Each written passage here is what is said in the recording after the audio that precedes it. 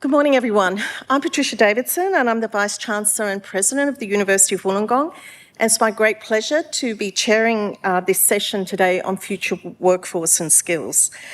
We have an amazing range of speakers here today, and I think as we've really looked at the recommendations of the Accord and very much welcomed the increased collaboration between universities and the VET sector, this morning's conversation is really an opportunity to dive into some of those issues. Our speakers today are the Honourable Brendan O'Connor, Minister for Skills and Training, Jenny Dodd, CEO TAFE Directors Australia, Andy Keough, Managing Director Saab Australia, and Kate Pounder, former CEO of Tech Council of Australia. We're very grateful for the Minister coming this morning, but because of his commitments with Parliament, he is just going to give us a brief address and take questions from the audience, and please send them through and I'll provide those to the Minister to answer, and then we'll continue with our panel discussion. But without further ado, I'd like to welcome the Honourable Brendan O'Connor to the podium. Thank you. Well, thank you very much for this very warm welcome. It's great to be with you today. I want to begin by acknowledging the traditional owners of the land we're meeting on and pay my respects to elders past and present and all Aboriginal and Torres Strait Islander people joining us today.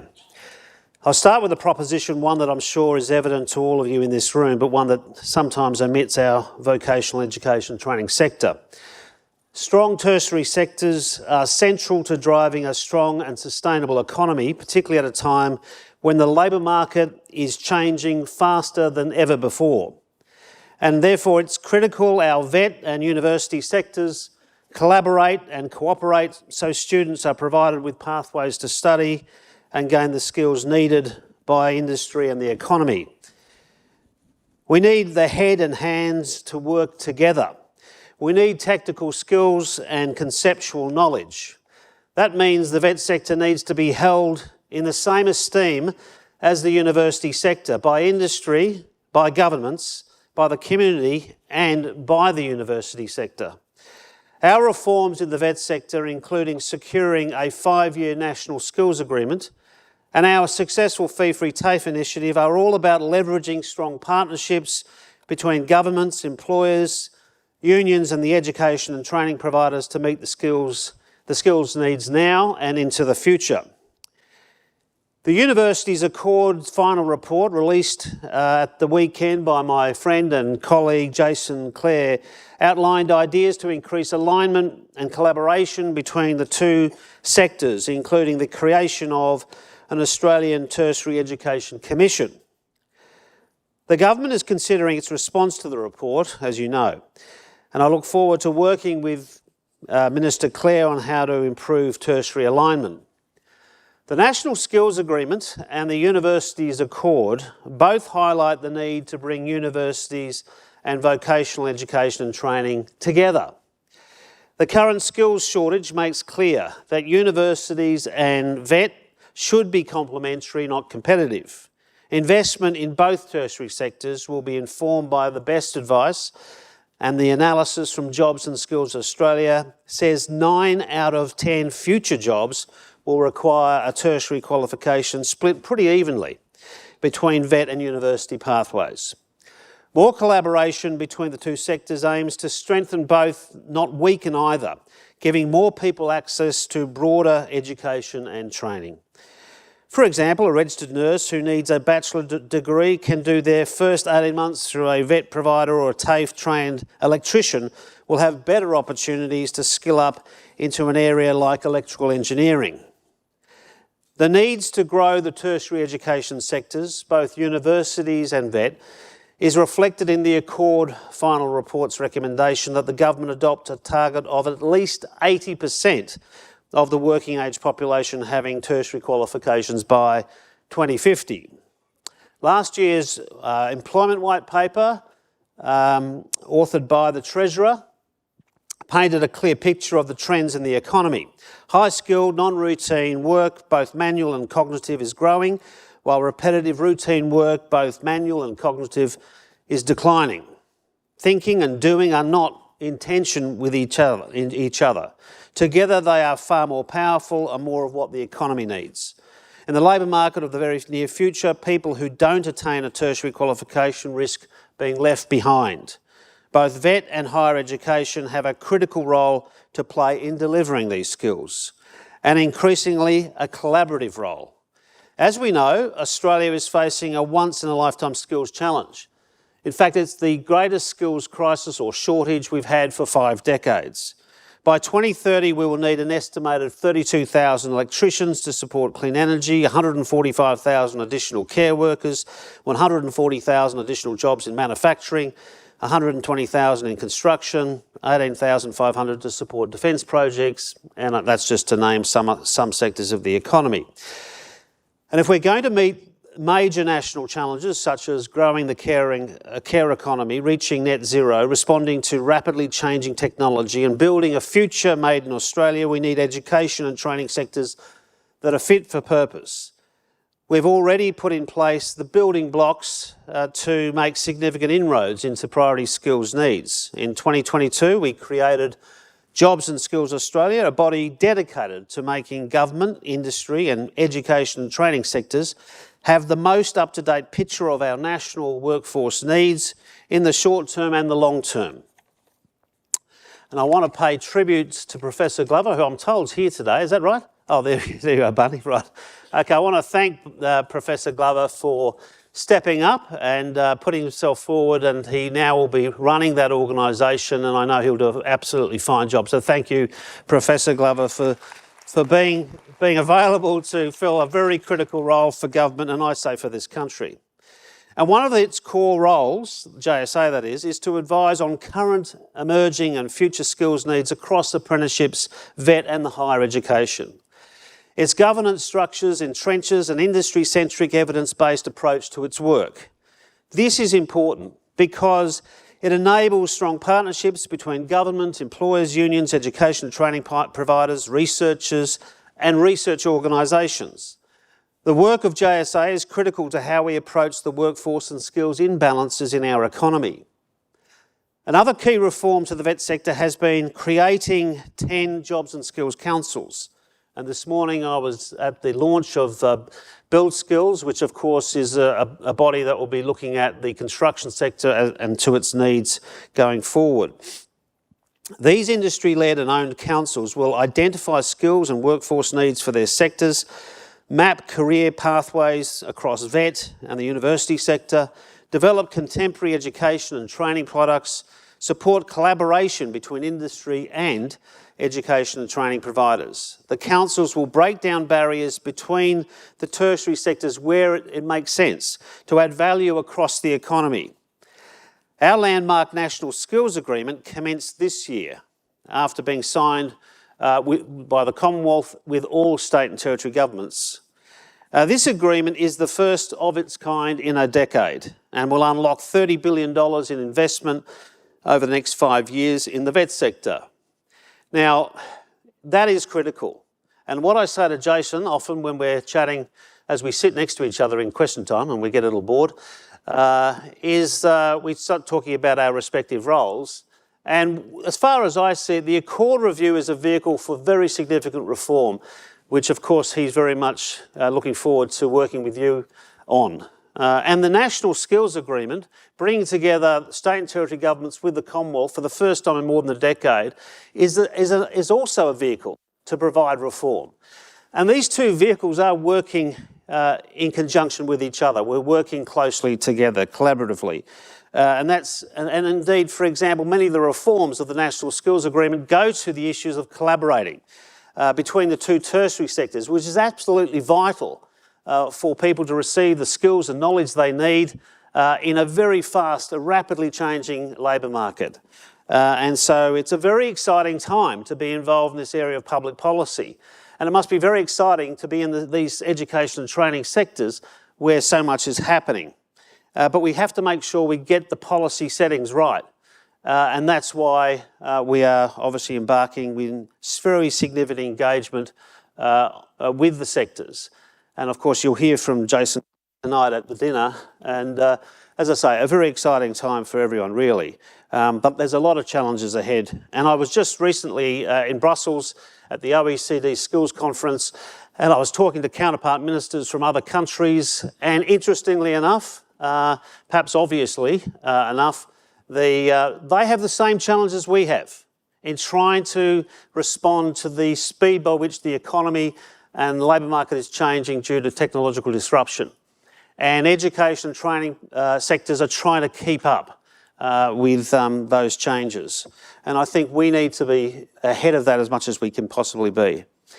But this National Skills Agreement introduces a step change in the government's approach to delivering on closing the gap commitments for skills. I just wanted to touch on that, which is absolutely vital. This will be a dedicated investment and concrete action to ensure that the design and delivery of VET for First Nations people is in full and genuine partnership. The agreement also represents a fundamental shift in the way that governments work together to address challenges and capitalise on opportunities, much as the Accord offers a different way. A new stewardship model supports this and preserves the flexibility for states and territories to align local skills supply with demand. All governments have agreed on national priority areas that require focused effort to address critical skills and workforce shortages. The inaugural priorities include ensuring Australia's digital and technology capability, gender equality, closing the gap and supporting the net zero transformation. And one of the most immediate and significant things we're doing to facilitate a cohesive tertiary education system is establishing up to 20 TAFE Centres of Excellence. These Centres of Excellence will partner with industry, universities and governments to address critical challenges in our economy. They'll engage industry and academic experts in the design and delivery of training and bridge the gap between VET and higher education. The centres will leverage the strengths of TAFEs and other public providers to grow high potential, strategically important industries. They will partner with universities to share information, leverage expertise, enrich students' learning experience, support industry needs and enable applied research programs. We are already seeing industry support for these models of learning. In the defence industry, for example, we have BAE Systems Australia partnering with universities, government and the Australian Industry Group to pilot degree apprenticeships and other work-integrated learning models similar to the UK degree apprenticeships.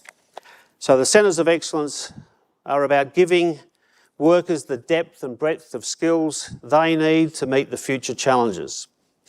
Improved collaboration between our VET and our university sectors will create tertiary excellence, and if we get it right, it will create a more skilled and knowledgeable economy and society. Thanks very much. I might just grab a water, but I'm just that's all right. Thank you, Minister, and thank you for the questions from the audience. One of the questions, several questions are about the Centres of Excellence, and I was just wondering if you could maybe give a little bit more detail on the timeline and the rolling out. Okay. Well, as I said earlier, obviously we're looking at greater collaboration and the Accord review outlines that, and you'll probably hear more of that tonight at the dinner for those that are attending from Minister Clare. From my perspective, it is really important that we reach agreement amongst all governments and with the VET sector, it's absolutely critical that you have that collaboration because, as we know, the VET sector is very much predominantly run by state and territory governments. And frankly, historically, for too long, the Commonwealth has not had much of a strategic role in the future of the VET sector. And now I believe as a result of that agreement that was struck by amongst all governments, all 9 governments, we have a vehicle which will provide the reform that's needed, including creating these opportunities for universities and the VET sector, most likely TAFEs, to work much more collaboratively and also working with industry. And whilst I can already point to exemplars, situations where that is happening, it is too random. It's almost And when I speak to Vice-Chancellors and heads of TAFE about their collaboration, they often say that they're doing it despite the system. It's almost there's a resistance to some of the things they're seeking to do. But we need to make sure we cultivate a situation where it is expected that the collaboration is encouraged and supported. And one of the best ways to do that, I do believe, is to create these centres of excellence. And that doesn't mean new bricks and mortar. That's just about a greater level of integration and engagement where it makes sense. And the focus of these centres of excellence will be where there's already a natural alignment in areas, in sectors of our economy which require universities and TAFEs to work together. And so I'm talking to my state counterparts, and they are proposing, I get to, I guess, suggest things too, but I'm certainly encouraging them to propose options in terms of which particular centres. The employment white paper talked about turbocharging, which is a phrase I don't often use. I'm not particularly enamoured with it, but encouraging 6 centres of excellence to be up and running very quickly. And so I'm now in receipt of submissions from state governments about their proposals, putting forward plans about a centre of excellence, including a university and a TAFE and other partners. And I think if we use the vehicle effectively, we're going to see greater collaboration, which will also improve the likelihood of supplying skills to workers, whether they're tradespeople or professionals, to businesses crying out for skills that are currently in demand, and to our economy that needs, I think, a much greater integration between the sectors and industry. And so that's what we're hoping will happen. So, Minister, I know you have to go, but I was hoping just to squeeze in one more question. No, yeah. And actually, this is from Professor Glover, and he liked... Better be a good question, right? That'd be a good question. He didn't tell me. I'm just letting people know. He never goes, this is not a Dixer. Right? You know, there's probably not one person in this room that is not committed to bridging the gap or between the vet sector and universities, but there is malalignment of systems, processes, and sometimes incentives. What would be one of the key things you would want to leave predominantly a university audience with lots of university leadership? What would we be taking back in terms of a key reform agenda that will enable this vision, particularly around the National Skills Agreement? Well, I mean, I hope to think that everyone in this room would understand that, I'm a very fortunate beneficiary of a university education. And when you look at around the cabinet table, pretty much most of us are. And many of us are first generation university graduates in our family, including the Prime Minister, the Treasurer, the Education Minister, and many others. And I think we've always, I guess, even our focus has been on universities because we are the living, breathing example of social mobility because we attained an education. My parents were factory workers, so I don't have to be told how important education is to people.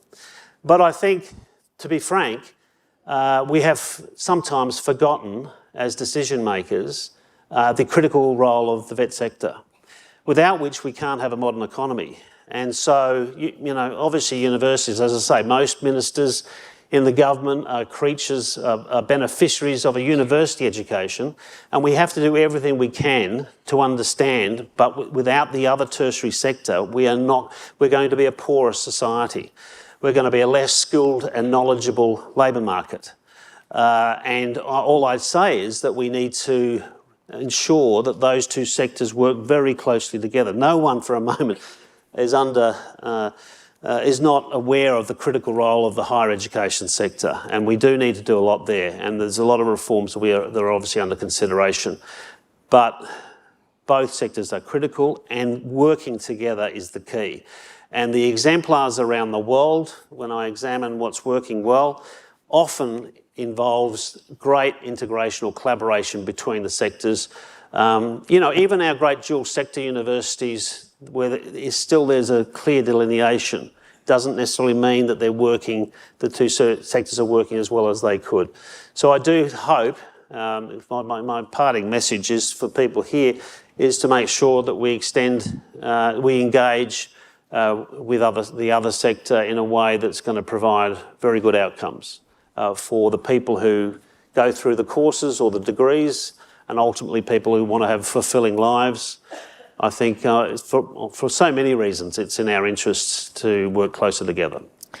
Well, I just want you to join with me in thanking the Minister for making the time in his very busy schedule. Thanks very much. Yeah. Okay, I might have to leave. Thanks. Good luck. Right, thanks. So I think the Minister has really set the scene for a conversation, and we're very fortunate today to have non-university people here with us who are going to help us have a bit more of a spotlight and understanding of some of the both the challenges but also the enabling issues that are going to help achieve the very sort of audacious goals that are articulated in the National Skills Agreement.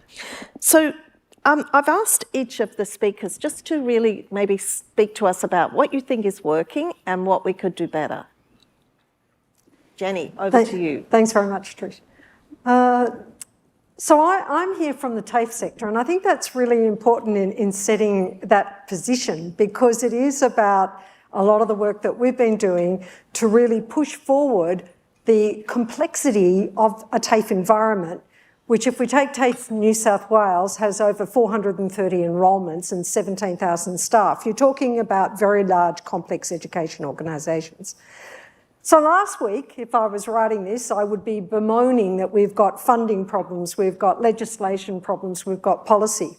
But the fact that we're sitting here today with Brendan O'Connor, who's the Skills Minister, speaking to the university audience, I think actually does absolutely set the tenor of possible change that is in the air. And that we've got an environment, an agency for enabling some of that change. I've been around TAFE for a very long time, and I can remember with our colleagues at the University of Canberra when I was here at CIT sitting down and analysing word by word whether we would get credit for this or credit for that. I think those sorts of things have to change. And I think what we've got coming in a Tertiary Education Commission, whether the people in the room are going to speak well or ill of that is not really where I'm going from. I'm really saying we've got a willingness to bring that alignment closer together. From a TAFE perspective, we've been really advocating strongly that our industry of VET, has by and large been a marketised system with nearly 4,000 providers, of which there are 28 TAFEs in Australia. What we are really pushing for is reconsideration of low and high value market. And what we're seeing in some of the National Skills Agreement and the TAFE Centres of Excellence here is exactly that. The critical industries that are needed will now get an injection, and they will move forward in terms of providing an avenue for collaboration. So the TAFE Centres of Excellence give us the opportunity for industry to step in, to have one door of entry, and for TAFE and universities to work closely together to deliver some of the outcomes that I think our skills shortage, our skills environment will need. If we look at some of the innovation, and I think that's the big thing that's sitting here, how do we co-design for innovation that doesn't see the separation of the two sectors as strongly in place as it currently is? We're delighted that in the Accord report, some of the things we were pushing for, which was self-accreditation for TAFE, that moves us out of the construct of training packages moving forward at the higher AQF levels, has been recognised.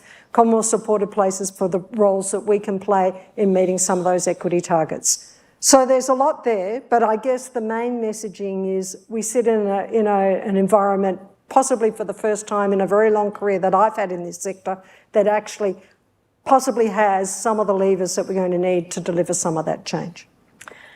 Thanks so much, Jenny. And I think certainly at the level of policy, there's a lot of collaboration, but how do we deal with the pragmatics of timetabling, different industrial awards, just the things that help hinder the diffusion of innovation? So I'm just wondering if you've been, I'm sure you've been giving these things a lot of thought. Yeah. You certainly can't diminish some of those things, Tricia. Industrial awards, for example, are really quite significant in how do we do some of that.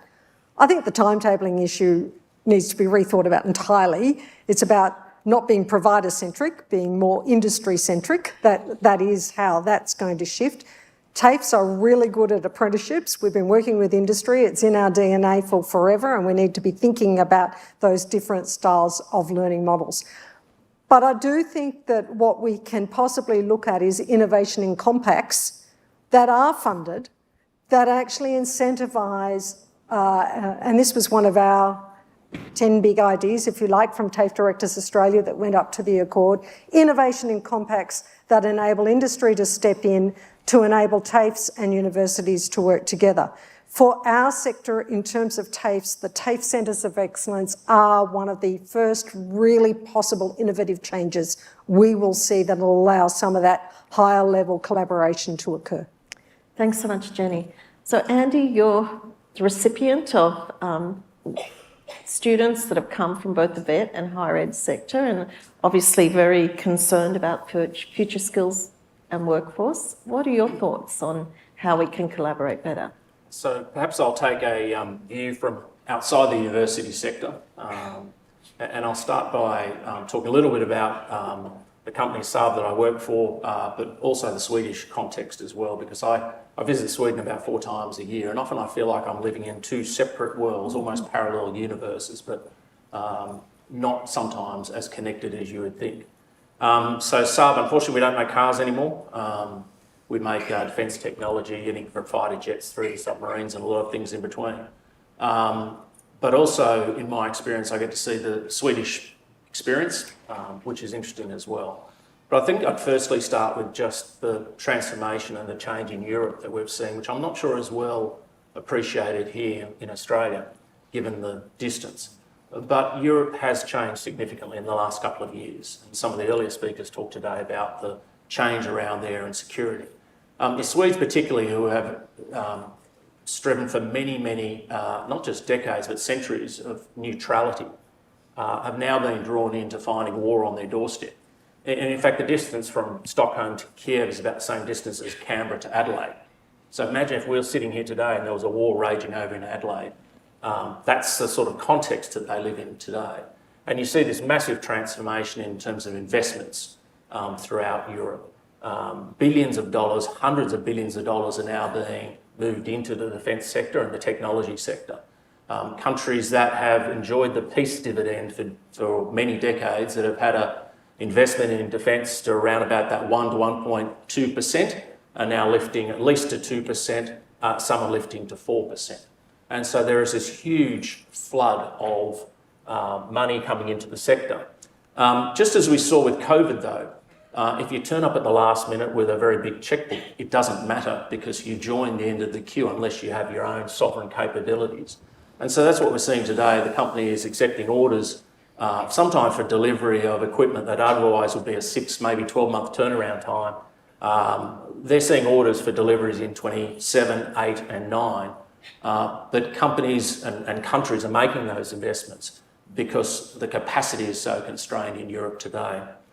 And you've also seen in other measures, for example, Finland and Sweden, who I said very strongly favour their neutrality or very neutralist in their approach to world affairs, have now gone and joined NATO.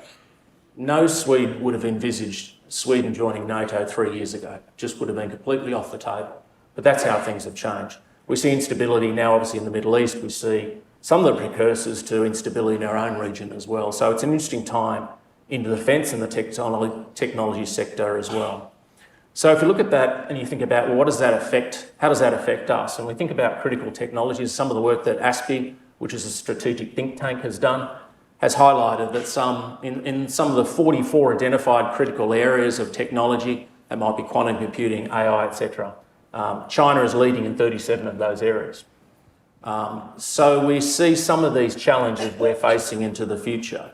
If you think about us as a nation, what is the opportunity? What is the challenge for us to come through? I think people have used the word today many times around collaboration. And in fact, Sweden, if you look to that model, this word of collaboration between government, industry and the university sector and the education sector, they actually have a phrase for it called the triple helix. So they actually have a word. They don't have to spell it out. they have a phrase, and when you say triple helix to someone in Sweden, they go, oh yeah, that's these three entities coming together to collaborate. And you see the results of that collaboration, and it's more, make a joke, but it's more than every 2 or 3 years printing a glossy brochure on collaboration and how we're going to come together. It's actually driving the value into the Swedish economy. It's giving their economy and allowing their economy and their people to enjoy the standard of living that they want through exporting. And many of you will know that Sweden is very high in terms of exporting and one of the highest countries consistently in the top 5 in terms of innovation. So that's the way they've approached it. But it's these entities coming together to achieve these outcomes rather than, should I say, just talking about it. In terms of the challenges, I think many in the audience will understand and recognise the enormous amount of money here in Australia that's going to be funneled into the defence sector. But just recall that a lot of the design and the high-end work is being done overseas. Submarines won't be designed here, they'll be designed overseas. So we need to think about what are the areas in that sector that we can apply ourselves to. Obviously, nuclear stewardship and the management and the safety of the nuclear submarines themselves is going to be our responsibility as a sovereign nation. And so there's a number of areas like that we are going to have to focus and build the skills on. We also need to understand that, particularly in the areas of research and development, that money that comes from the federal government for defence purposes is going to have constraints and ties to it. You're going to have to make sure that you can protect the research that is done, that is funded by that. And if I recall my time back in the US when I was on exchange, the US Navy some 20 plus years ago, I think I spent more time in 6 months in universities in the US than I did my entire 22 years in the Australian military. That's how closely universities are connected in to the national security view and perspectives of the US. It's a part of the enterprise. So there's some of those things we've got to do, particularly one of the challenges we have in Australia is around nationality. And again, some people through country of birth just will not be allowed to get access to certain technologies. In terms of digital skills and the increasing reliance, and Kate will probably touch on a lot of these areas, but you see wealth being generated across the globe, and it's redefining where the wealth is distributed to based on technology. You see that shift to China and their advanced areas of technology. You see even the US, the shift away from the northeast and traditional finance and some of those sectors towards the West Coast and towards Silicon Valley and also towards Seattle as being some of those innovation hotspots driving value. And ultimately, we need as a nation to drive wealth because without wealth, without generating exports, without driving a strong economy, you can't fund the Defence Force, you can't fund a lot of the other things that we'd like to do, like universities, like the care that we expect our people to grow up into, and the way of life that we have valued so strongly today that we wish to see go on to the future. In terms of 2 areas, in terms of digital areas, I think probably cyber is one. You can invest an enormous amount of money in doing the cutting edge research, but if you can't actually protect that research from someone else stealing it, you might as well not have done it in the first place, in many cases. And the other side that's coming on, and Kate will probably talk to this a lot more, is around generative AI as well. That is something that will continue to grow, and a bit like a snowball rolling down the hill, it'll get bigger and bigger and bigger. And unless you understand it enough, unless you can engage with it and apply it, we're really going to struggle to keep up with these other societies and economies that are going to power along. Thank you. Well, thanks so much, Andy. You've given us lots of food for thought, and I think we'll pick up some of those themes in the discussion. So please keep the questions coming. Kate, we're really interested in your views and perspectives. Thank you, and thank you for invoking me to speak about the role of tech jobs and skills in the economy. I wanted just to talk about 3 things today. Firstly, what do we need in terms of tech jobs in Australia looking forward? How are we going to meet that demand? And thirdly, to answer Patricia's questions at the start, what enablers need to be in place and what barriers do we have to overcome to do it? So I recently stepped down as the CEO of the Tech Council of Australia, but when I took that role 3 years ago, it was really evident to me that the single biggest challenge facing the tech sector and companies across the economy more broadly was the shortages for people with tech skills in Australia. And that was because we had 865,000 people in Australia working in a tech job at the time. It meant there were more Australians working in a tech job than as a hairdresser or a plumber or a secondary school teacher. It sort of defies our sense of ourselves sometimes as a nation, but that's how our economy's evolved. But yeah, we still had these hugely acute shortages, partly because those tech jobs have been growing at 2 to 4 times the rate of the average job in the economy for the last few decades. But our training rates had been stagnant. So the number of people we were training through the university system, for example, in ICT degrees was about the same in the last year as it was back in 2001. And that is just a recipe for accumulating a really big structural shortage in your economy in a very fast-growing and important area of jobs and skills. And but the funny thing was, if you chatted to people in the community or sometimes in the media or the politicians, and you mentioned tech and jobs, they thought that we were talking about automation and that it was actually negating jobs or taking them away. And I think that was a sort of barrier at the time to having a real conversation about the opportunity of the jobs.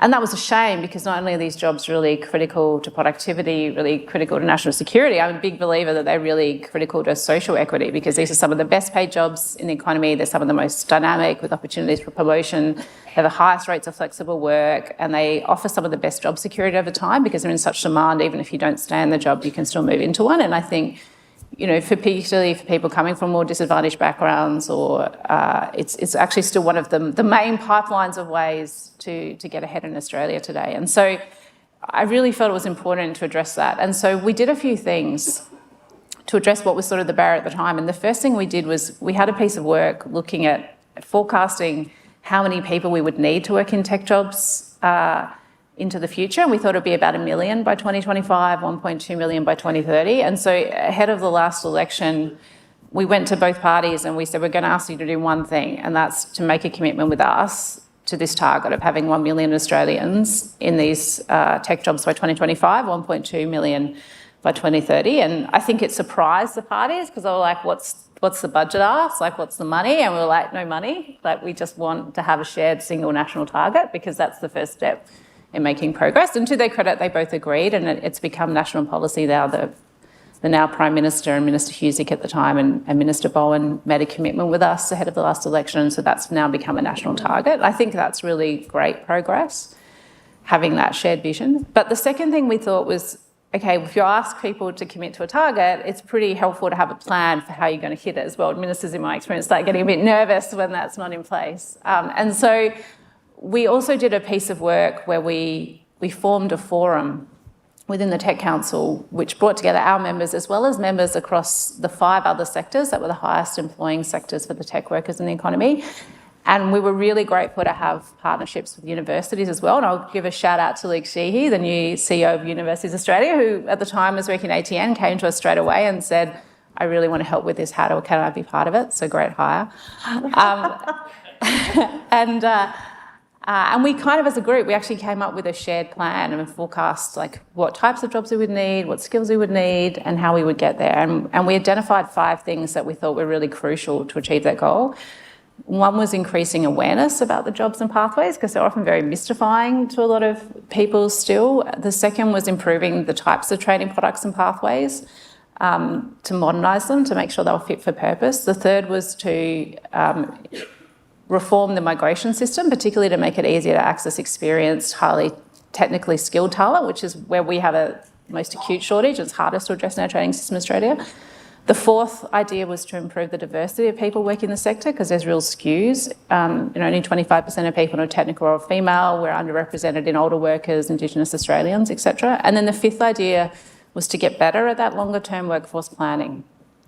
And I think looking back, and we released this report about a month before the Jobs and Skills Summit. We went to the summit and saw a lot of those ideas picked up in it, which was really pleasing. And I think what's most pleasing is looking back, we've actually already made real progress in a number of areas. I think the establishment of Jobs and Skills Australia, and congratulations to Professor Glover, and the very good work that they're doing with long-term workforce planning, particularly in emerging areas, is vital, and the establishment of the skills councils to complement that with the more specific industry level planning. I'm a huge supporter of that focus.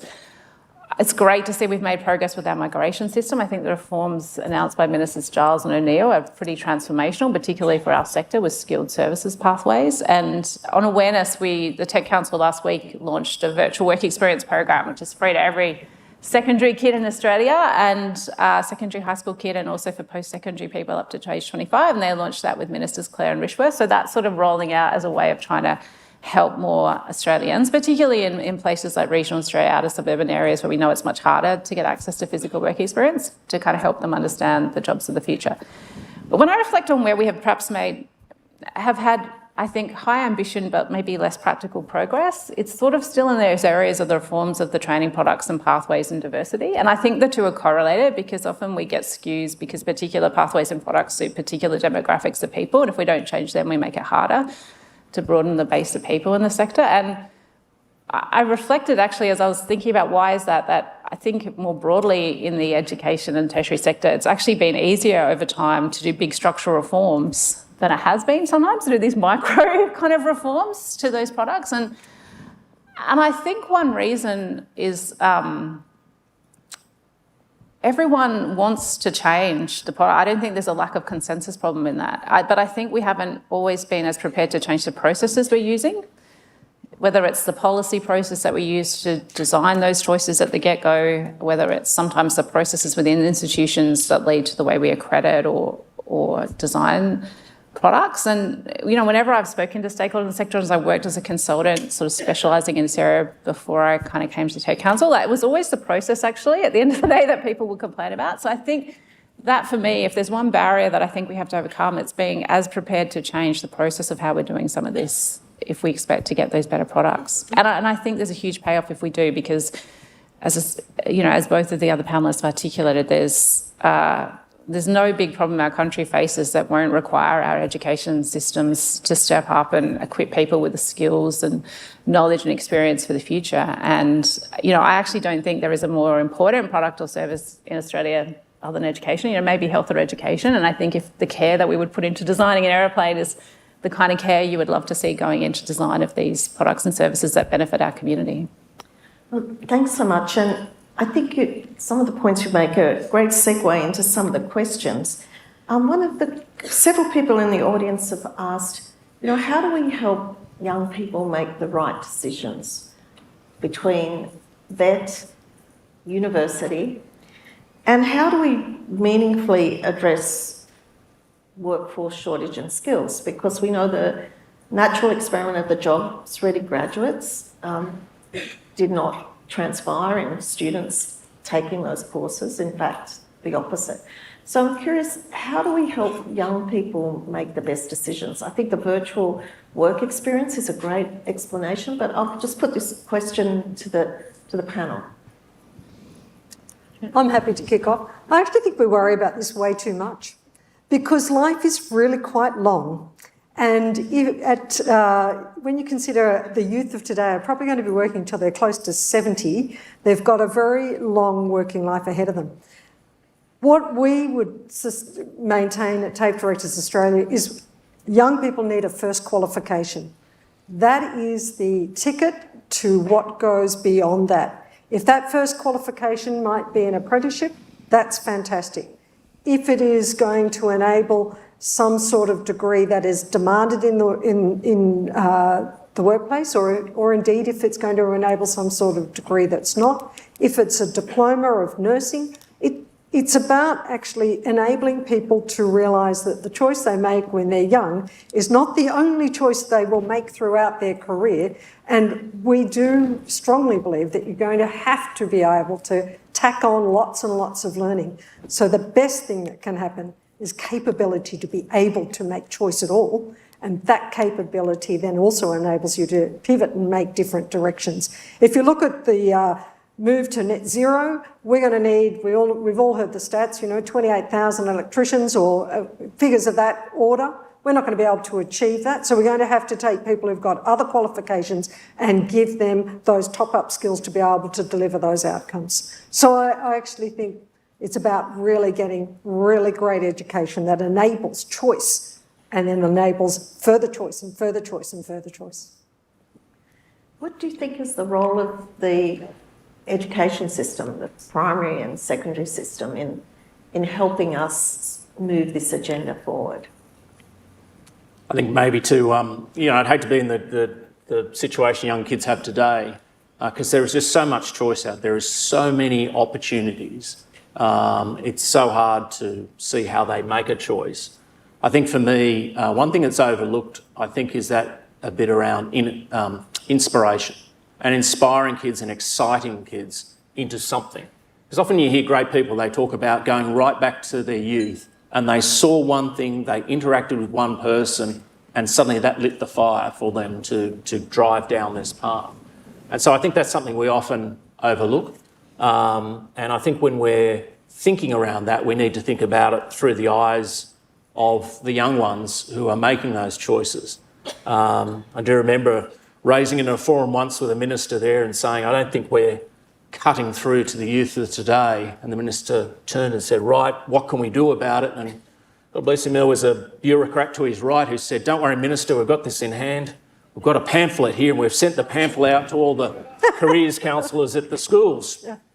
And I just thought this image of this, these analogue dinosaurs trying to solve the problems of the digital generation just flashed in front of my eyes. So I think we've got to also engage with them to work out what is it and how do they see that content and things coming through. But it starts with innovation and exciting people about the future. No, I think you're right. We're not quite sure where the generative AI is going to take us, and we just need to be sort of ready for a whole lot of different transformations. Kate, someone's asked, how did the TCA get the forecast of 1 million people? Yeah, and at risk of nerding out, what we did was we worked actually with some economists, and we looked at, because one of the challenges sometimes with these new jobs in the economy and new skills is that you have your existing ABS data sets, so your labour market data, your census data, but they don't accurately describe what's going on in the real economy because a job might have emerged that hasn't even made it into an official classification, for example, or the names that might be given to a job in an official classification don't bear a lot of resemblance to the jobs that people are doing. There's been a famous problem where we didn't have data scientists, we didn't have cybersecurity specialists, we didn't have things like designers, which is a really common profession in tech. So, even if someone's trying to get in through the migration system or do analysis, they'd have to call a designer a graphic designer, when in practice it's actually like very, very different jobs with different skills. So this was not a simple thing, but what we did was we firstly worked with a really innovative sort of economic and analytics firm to produce an additional piece of research where we came up with a methodology to define what was a tech job and how to identify them across the economy. So not just we identified those that were in the direct tech sector, but we also identified those jobs in the indirect sector. And then we tested it by doing various, looking at GVA and looking at various other measures just to make sure we hadn't incorrectly estimated it. And then we drew on a bunch of different data sources, so things like burning glass data, which means you can see the skills advertised in job ads, and we looked at LinkedIn data to look at the pathways that people were using. We used things like Keough data, because I was trying to understand things like how do different people get into jobs, whether that's someone in a regional area versus a metro area, a woman versus a man, people of different ages, and Keough data was sort of good for looking at that over time. And so it was kind of a composite of all these different data sets that had different strengths for answering particularly important questions. And we've ended up, the way we kind of thought about our research was we didn't just do one research project. We actually did, I think in our first year, we did about 4. We spent about $500,000 sort of doing this work because I felt it was really important actually to have a comprehensive base. And we then actually went and set up our own research group within the TCA with a really fabulous economist called Susan Travis. And so that's sort of letting us now do that work on a more continuous basis. Great, thank you. I'm just going to summarise a number of questions that have come through, which we probably won't have time to delve in today, but I think are great for UA to think about as we look at implementation. There's been a number of questions about the interface between state and federal government, and I think compacts and the National Schools Agreement is one part of that, but as we know, we probably need to think of that at a more granular level, and also how the Tertiary Education Commission may evolve with reporting to 2 ministers. So I just think, some of those details are really important as UA looks at the responses. But I thought as we come to the end of the session, I'd give our esteemed panel an opportunity to really just give, this audience of university leadership, one take-home thing that they would really like us to consider as a higher education sector to really meaningfully enact the vision of the Accord and break down the barriers. So, Jenny. First off, on state and territory, I think it's really important to remember that the vet sector and the TAFE sector are arms of state and territory economies. Very differently in many ways to the higher education and university sector.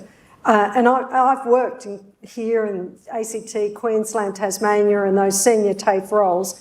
And it is that closeness to government and being close to achieving what are the economic aspirations of those states and territories that are so critical. When you look at those TAFE centres of excellence, what's happening now in TAFE land is, yes, there's 6, the Minister referred to them as the turbocharged ones, there's 6 that are moving more quickly forward. You won't see 2 of the same in different states and territories. There is that conversations occurring so that they will take different industry focus in terms of where they land. I do want to make that point because I think that's really an important difference about working in vocational education and training as opposed to working in universities. But in terms of the future, I think the one message is around those conversations, in particular with TAFE and with your TAFE colleagues in those states and territories at the local level.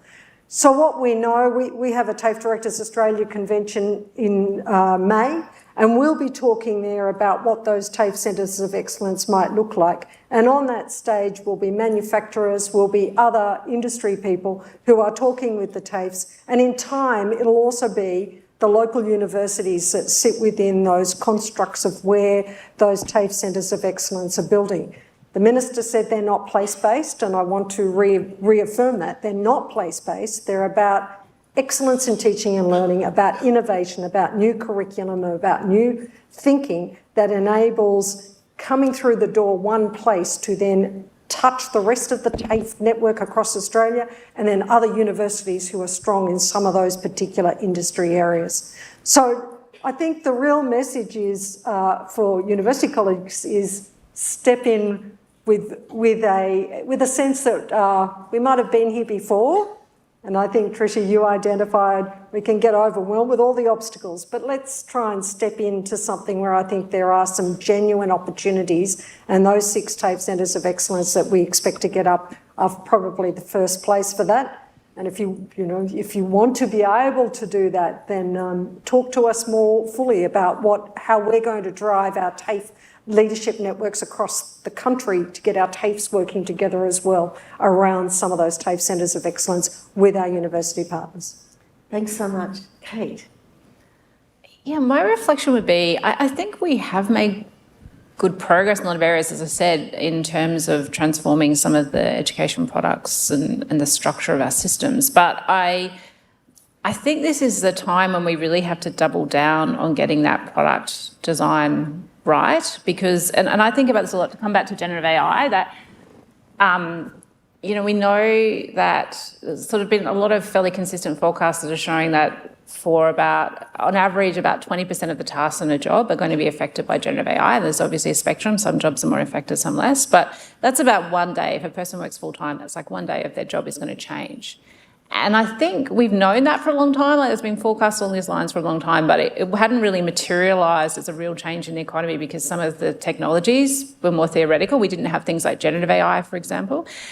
But they are here now, and their rates of adoption are the fastest of any technology in recent history. And so the time we had to debate it versus the time we had to do it has kind of passed, and I think those changes are important. And I think getting them right for something like digital skills and technology, rather than sometimes trying to change every product across a system simultaneously, I think sometimes starting with some of these newer emerging jobs and skills areas is really productive because they're the ones that have got like less success rates at the moment, but also less legacy structures in place. Like if you work in tech, for example, it's very unlikely you're under an industrial award. And so there's sort of more motivation and less hindrances sometimes to that change. And I think increasingly a greater urgency to do it. And if we can get it right, particularly say for some of those professional pathways and products in tech areas, I think we'll learn about how to adapt courses and subjects across the economy as more and more workers are having to figure out how to use those technologies in those jobs that'll have a benefit across the economy. Right. Andy? I think probably just picking up the point of the one takeaway for me would be around collaborations I mentioned earlier on. And often I feel as if there is a great divide between the university sector and industry.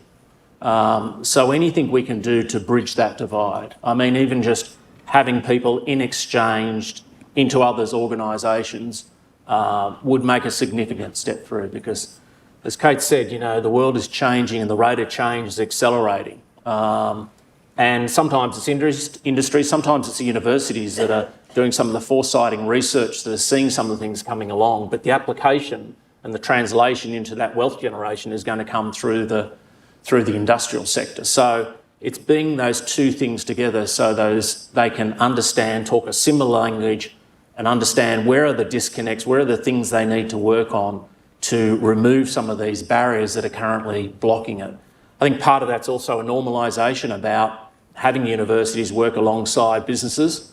In some sectors it works extremely well, it's been there for many decades. In other sectors it's less so. So I think we need to try and work on those, bringing and bridging the gap between the two. Well, I just want the audience to join me in thanking our panel. I think it's been a very interesting conversation. I think the Accord has really set a direction around how we approach future workforce and skills. Also, I think the National Skills Agreement is something that we should all get our arms around, and I'm really hoping that the TAFE Centres of Excellence will really be truly transformative. So again, thanks so much everybody for participating, and thank you for your questions. And I think many of the questions will be really formative for UA's reflections on how we move this critical issue forward. So thank you.